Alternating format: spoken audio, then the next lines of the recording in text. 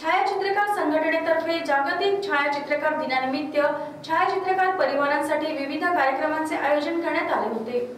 शनिवारी 24 ऑगस्ट रोजी गुरुदेव लॉन अय्यप्पा मंदिर रोड तुकुम येथे भव्य शिबिर तसेच सांस्कृतिक कार्यक्रम घेण्यात आला। या प्रसंगी पालकमंत्री सुधीर मुनगंटीवार यांच्या माध्यमातून फोटोग्राफर परिवारासाठी नेत्र तपासणी शिबिर ठेवण्यात आले। या नेत्र तपासणी शिबिराचा 40 फोटोग्राफर परिवारांनी लाभ घेतला असून यात मोफत ऑपरेशन ही करून देऊ अशी हमी देण्यात आली। कार्यक्रमाचे उद्घाटन डॉक्टर मंगेश गुलवाडे यांच्या हस्ते करण्यात आले।